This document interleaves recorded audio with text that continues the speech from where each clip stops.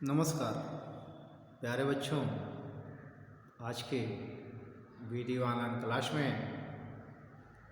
Class 12 subject Hindi subject code 302 तथा पाठ 18 जिसका शीर्षक है श्रम विभाजन और जाति प्रथा, जिसके लेखक हैं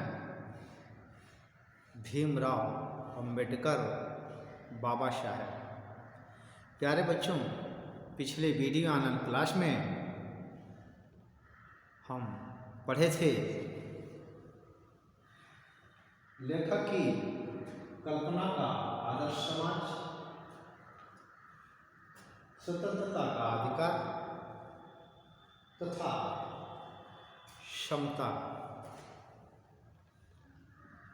क्षमता में हम पुनः दोहराते हैं कि फ्रांसीसी क्रांति के नारे में क्षमता शब्द का विवादास्पद रहा है। क्षमता के आलोचकों का कहना है कि सभी मनुष्य एक बराबर नहीं होते। सभी मनुष्यों में उनकी अलग अलग मेमोरी, चाह, विचार, सोच, मन रहते हैं, क्योंकि मनुष्य एक यूनिक चीज है। सभी मनुष्य में खुद के अपने अपने गुण हैं, वे अपने में खुद यूनिक हैं। यह फ्रांसीसी नारे में आलोचकों का कहना है। इस तथ्य को होते हुए भी ये महत्वपूर्ण नहीं है, क्योंकि क्षमता संभव होते हुए भी एक नियामक सिद्धांत है। मनुष्य की क्षमता 3 बातों पर निर्भर करती है। पहला, शारीरिक वंश परंपरा। दूसरा, सामाजिक उत्तराधिकार। तीसरा, मनुष्य के अपने प्रयत्न। मनुष्य अपने प्रयत्न से अपने एक नई चीज का विस्तार कर सकता है। मनुष्य समाज के आधार पर, समाज के अधिकार पर अपने क्षमता का निर्माण कर सकता है तथा वंश परंपरा के आधार पर अपनी क्षमता का विकास कर सकता है। और असमान प्रयत्न के कारण असमान व्यवहार करना उचित है, परंतु उसमें भी सबको अपनी क्षमता विकसित करने का पूरा अवसर देने चाहिए। प्यारे बच्चों, आज के वीडियो ऑनलाइन क्लास में इसी पाठ का शेष अंश है, जो इस प्रकार है।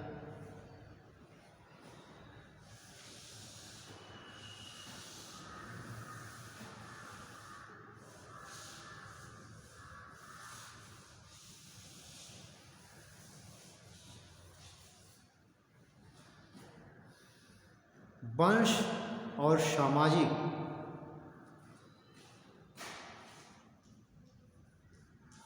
वंश और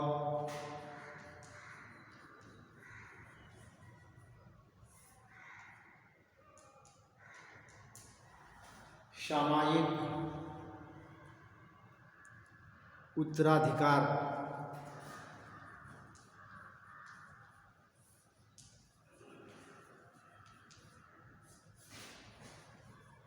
उत्तराधिकार पर भेद अनावश्यक।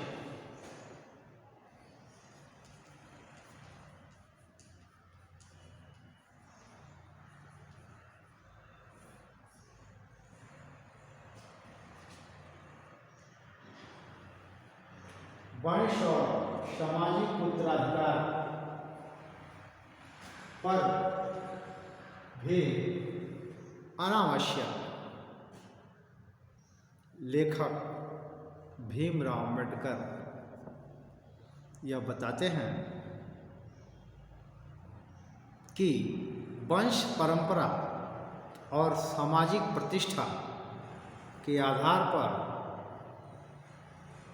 असमानता नहीं देनी चाहिए। इससे केवल सुविधा संपन्न लोगों को लाभ मिलेगा। प्यारे बच्चों, इस बात पर जरा गौर करना। वंश परंपरा और सामाजिक प्रतिष्ठा के आधार पर असमानता नहीं की जानी चाहिए। इससे केवल सुविधा संपन्न लोगों का लाभ मिलेगा। आज हमारे भारत में इसी का वंश परंपरा और सामाजिक प्रतिष्ठा के आधार पर असमानता करके सुविधा संपन्न लोग लाभ लेते हैं और लाभ ले रहे हैं। आज आंखों देखा ये चीज हमारे समक्ष आते हैं। वास्तव में प्रयास मनुष्य के वंश में है, किंतु वंश और सामाजिक प्रतिष्ठा उसके वश में नहीं है। प्यारे बच्चों, इस बात को फिर से मैं दोहरा रहा हूं। वास्तव में प्रयास मनुष्य के वश में है। मनुष्य को प्रयास करना मनुष्य के वश में है। मनुष्य प्रयास कर सकता है, किंतु वंश और सामाजिक प्रतिष्ठा उसके वश में नहीं है। सामाजिक प्रतिष्ठा उसके वश में नहीं है। आज सामाजिक प्रतिष्ठा है तो कल सामाजिक प्रतिष्ठा समाप्त हो सकती है। वंश समाप्त हो सकता है, उसके बस में नहीं है। अतः वंश और सामाजिकता के आधार पर असमान व्यवहार करना बिल्कुल अनुचित है। दूसरे शब्द में सभी सदस्यों की अधिकतम उपयोगिता प्राप्त करने के लिए समाज में समान अवसरों का साथ समान व्यवहार भी आवश्यक है। अगर सभी सदस्यों की अधिकतम उपयोगिता प्राप्त करने के लिए समाज में समान अवसर का साथ समान व्यवहार होना आवश्यक है, लेकिन आज के समाज में ऐसा कहाँ हो पाता है कि समाज में समान अवसरों के साथ समान व्यवहार भी नहीं हो पाते हैं। दूसरे पायदान पर राजनेताओं के व्यवहार में क्षमता।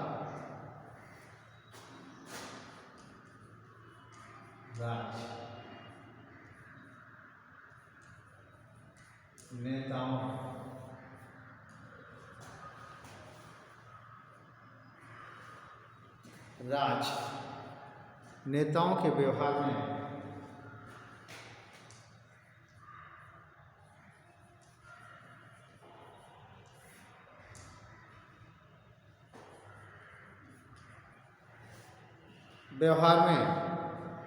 क्षमता।